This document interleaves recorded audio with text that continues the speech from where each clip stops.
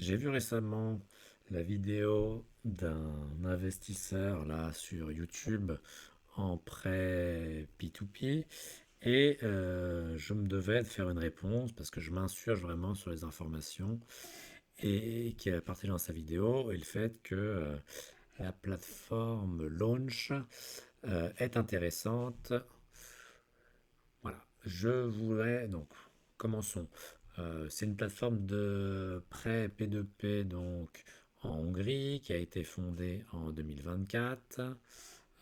Elle ne semble pas régulée et c'est à ma connaissance la seule plateforme qui est installée en Hongrie. On se demande pourquoi. C'est peut-être parce que, eh bien, sur place, les autorités donnent des licences assez facilement. Les intérêts sont juteux et importants, à savoir 14,5% sur des durées courtes de 30 à 90 jours, ce qui est, à ma connaissance, la seule plateforme qui propose des prêts aussi importants sur des aussi petites durées. Alors, launch, opportunité ou piège? Donc, ce sont des prêts à la consommation à haut rendement en Asie du Sud-Est. Et le dirigeant, il est un petit peu connu car il s'appelle Maxime Chernushenko. Et il faut savoir que cette personne donc, était fondateur de Cash Wagon, qui était un groupe financier qui s'est effondré en 2020, laissant derrière lui des millions d'euros de pertes pour les investisseurs.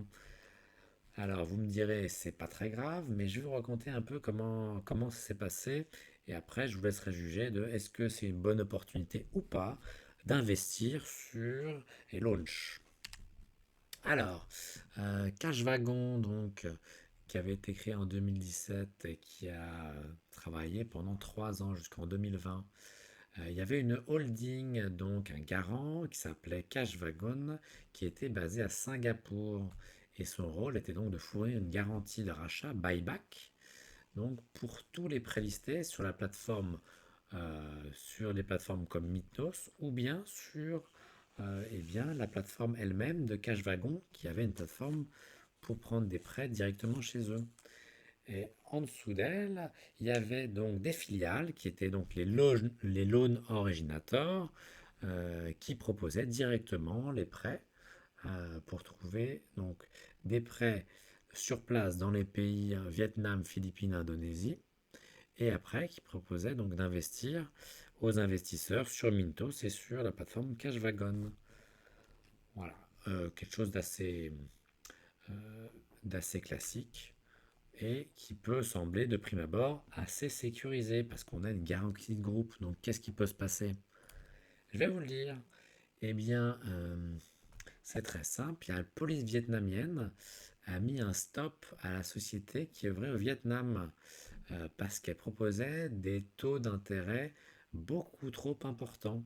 On était dans une zone un peu grise, euh, mais elle proposait jusqu'à 44% de taux d'intérêt par mois.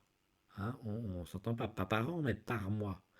Et donc, à la suite de ça, les autorités vietnamiennes ont procédé à un gel des comptes de la société Lendec Co, voilà, qui œuvrait au Vietnam. Voilà, donc, eh bien, ce gel des comptes voilà, a fait que la société ne pouvait plus rembourser les prêts qu'il y avait sur Mintos et sur Cashwagon. Et rapidement, donc, les investisseurs de Mintos se sont tournés avec Mintos vers la holding, Cashwagon, pour activer la fameuse buyback garantie de groupe. Et malheureusement, eh bien, la holding qui garantissait tous les prêts n'a été incapable de rembourser eh bien, et d'honorer la buyback garantie. Et à la suite de ça, eh bien, ça fait défaillance et tous les prêts du groupe sont devenus toxiques parce que Cashwagon ne pouvait plus rembourser personne. Et donc Mintos a décidé de suspendre l'ensemble des loans originators de Cashwagon. Voilà, à savoir même aussi les prêts qui avaient lieu dans les autres pays. Et donc c'est comme ça tout, que 7 millions d'euros se sont retrouvés en recouvrement. Voilà, c'est le montant approximatif que les investisseurs ont perdu. Alors, ils n'ont pas encore perdu officiellement, puisque c'est toujours in recovery sur Mintos, hein, donc en recouvrement. Sauf que euh, tous les prêts de l'ensemble du groupe n'ont pas été repris par aucune entreprise qui considérait sûrement que ces prêts étaient difficiles à récupérer. Et donc, voilà, c'est comme ça que eh bien, tous les investisseurs semblent être bien lésés. Et depuis, voilà, le, eh bien, le directeur de la structure, voilà, a recréé une nouvelle structure qui s'appelle Launch, et il n'a jamais communiqué, ni il n'a jamais organisé une compensation auprès de tous les investisseurs lésés. Il s'est contenté, à ma connaissance, de créer une nouvelle entreprise de prêt avec des nouveaux loan originators, deux entités distinctes, et donc des milliers d'investisseurs lésés. Alors maintenant, est-ce que ça veut dire que Launch est un scam? Non, assurément. Je ne peux pas le prouver. Mais néanmoins, moi, ça ne me donne pas confiance. Voilà. D'autant plus que les comptes de Launch n'ont pas été communiqués auprès des investisseurs et qu'il y a vraiment très peu de statistiques qui sont disponibles sur la plateforme. Comme je vous le disais, voilà, les leçons tirées du passé n'ont pas été tirées. Voilà, ils ont lancé encore des nouvelles activités sans solder les dettes du passé. Également, au niveau marketing, voilà, Launch donne des commissions d'affiliation élevées et supérieures à d'autres plateformes pour attirer les promoteurs et les investisseurs. Et pour moi, c'est un red flag.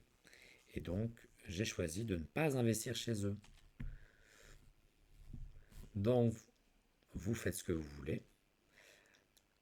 Mais je vous rappelle qu'il y a eu une enquête pour pratique illégale au Vietnam, un défaut de paiement de la garantie du groupe, voilà, de Cash Wagon, des pertes de plusieurs millions d'euros non remboursés et une absence totale de responsabilité post-crise. Voilà, ça concerne Cash Wagon. Launch, pour l'instant, honore tous ses prêts, il n'y a pas de retard. Mais personnellement, quand je vois que c'est la même équipe qui remet une pièce, si vous voulez, dans le flipper, et qui rejoue encore, moi je n'y vais pas. Sur ce, ça me semblait intéressant de vous donner un autre son de cloche par rapport à d'autres vidéos qui traînent sur YouTube. Sur ce, je vous souhaite une très bonne journée. Investissez et faites vos propres recherches. Très bonne journée et à bientôt.